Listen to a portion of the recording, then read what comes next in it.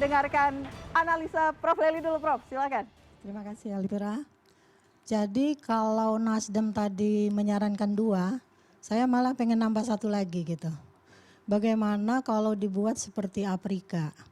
Jadi di Pretoria, Cape Town sama Bloemfontein itu ya. Itu kan 1 negara yang memisahkan ibu kotanya di antara eksekutif, legislatif dan yudikatif.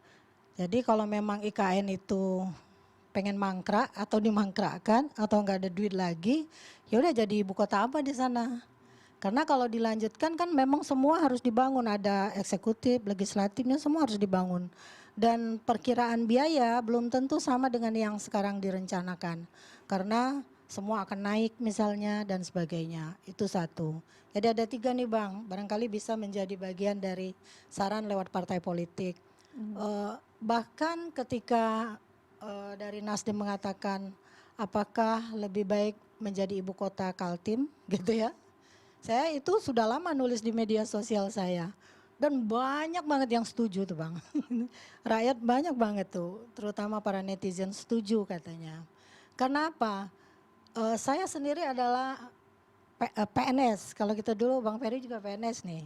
Kita dulu, jadi saya udah 35 tahun menjadi dosen sebagai PNS. Dalam banyak soal, kita itu kalau pergi kan membutuhkan biaya. Biaya itu negara yang nanggung. Dalam bayangan saya juga seandainya IKN itu benar-benar memindahkan ASN-nya ke sana terutama, mereka paling di sana akan sampai hari Jumat aja. Jumat sore mereka udah balik Jakarta atau kemana-mana gitu.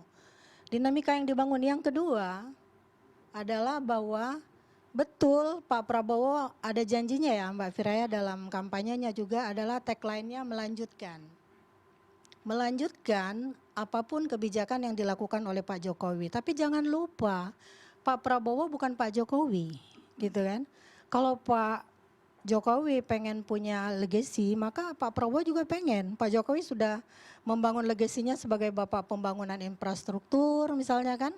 Lalu Pak Prabowo apa dong? Itu tadi, lewat segala kebijakan dia, skala prioritasnya beda. Jadi skala prioritasnya antara Pak Jokowi sama Pak Prabowo menurut saya harus beda. Karena mereka adalah pemimpin yang berbeda yang rakyat ingin melihat. Tindakan politiknya, komunikasi politiknya, pertukaran pesan politiknya yang harus disampaikan kepada rakyat adalah memang memenuhi semua janjinya terutama kepada rakyat dulu. Jadi bukan kepada pendahulunya dulu. Nah itulah yang dilakukan, ada makan bergizi gratis, sekolah rakyat dan lain-lain. Jadi kalau ingin melihat bahwa apakah ini setengah hati, mungkin tidak, tapi mungkin juga iya gitu. Sebab Pak Ini orang Prabowo komunikasi politik bahasanya sulit nih memang nih. mungkin tidak iya.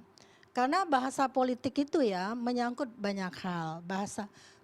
Sesuatu dikatakan mengandung muatan politik atau tidak, itu tidak tergantung dari kata-katanya harus ada kata politik. Tapi bisa karena substansi informasi yang disampaikan, setting di mana informasi disebarkan, dan kemudian karena fungsi yang dijalankan. Nah fungsi Pak Presiden Prabowo sekarang punya skala prioritas sendiri. Jadi kapan dia menyampaikan, mungkin di hadapan para pendukungnya Pak Jokowi saya tetap akan melanjutkan IKN. Tapi di hadapan rakyat lain Pak Prabowo berjanji loh, saya menjadi presiden bukan hanya untuk yang memilih saya, tapi untuk seluruh rakyat Indonesia. Jadi ada yang berbeda dalam hal ini bagi rakyat. Ada yang ingin IKN dilanjutkan, ada yang tidak. Jadi kalau pilihannya kemudian pada moratorium misalnya, kan ini sudah diputuskan di DPR. Maka tergantung juga kepada Pak Prabowo lagi. Kalau Pak Prabowo ingin menghentikan, mengalihkan atau apapun sifatnya, bicara lagi sama DPR. DPR yang mewakili.